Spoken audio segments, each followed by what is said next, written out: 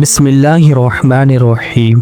السلام علیکم ناظرین، آج کی اس ویڈیو میں ہم بات کریں گے نبی اکرم صلی اللہ علیہ وسلم اور حضرت عائشہ رضی اللہ عنہا کی آپس کی محبت کے بارے میں۔ ایک مختصر سا واقعہ، ہر میاں بیوی کو اتنی محبت ایک دوسرے سے کرنی چاہیے۔ حضرت عائشہ رضی اللہ عنہا فرماتی ہیں کہ ایک مرتبہ آپ صلی اللہ علیہ وسلم اپنے نالین مبارک کو بنفس نفیس پہ بند لگا رہے تھے اور میں چرخہ کاٹ رہی تھی۔ اتفاق سے میری نظر امام الانبیاء صلی اللہ علیہ وسلم کے چہرہ انور کی طرف گئی تو میں نے دیکھا کہ آپ صلی اللہ علیہ وسلم کی پیشانی مبارک پر پسینے کے چند قطرات نمایاں ہیں، اور پسینے کے اندر ایک نور ہے جو ابھر رہا ہے اور بڑھ رہا ہے۔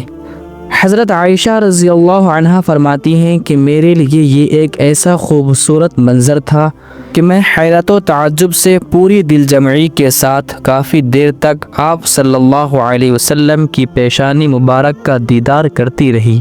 اچانک رسول اللہ صلی اللہ علیہ وسلم نے جو نظر مبارک اٹھا کر میری طرف دیکھا کہ میں آپ صلی اللہ علیہ وسلم کی طرف حیرانی کے ساتھ دیکھ رہی ہوں تو فرمایا، عائشہ کیا بات ہے، کیوں حیران ہو کر میری طرف دیکھ رہی ہو؟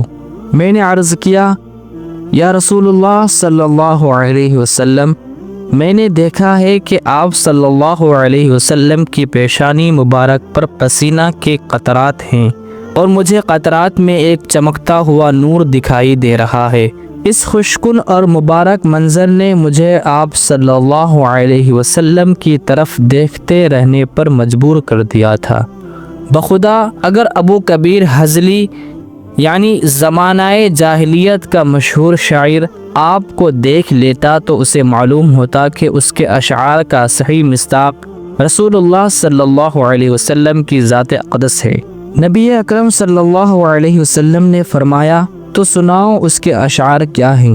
حضرت عائشہ رضی اللہ عنہا فرماتی ہیں کہ میں نے حضور اقدس صلی اللہ علیہ وسلم کو ابو کبیر حضلی کے یہ اشعار سنائے۔ وہ ولادت اور ریاضت کی آلودگیوں سے پاک ہے، اس کے روشن چہرے کو دیکھو تو معلوم ہوگا کہ نور اور روشن برق جلوہ دے رہی ہے۔ جب رسول اللہ صلی اللہ علیہ وسلم نے یہ اشعار سنے تو جو کچھ ہاتھ میں تھا وہ رکھا اور حضرت عائشہ رضی اللہ عنہا سے فرمایا، جو لطف و راحت مجھے تیرے کلام سے حاصل ہوئی ہے، اس قدر مسرت و سرور تجھے میرے نظارے سے بھی حاصل نہ ہوا ہوگا۔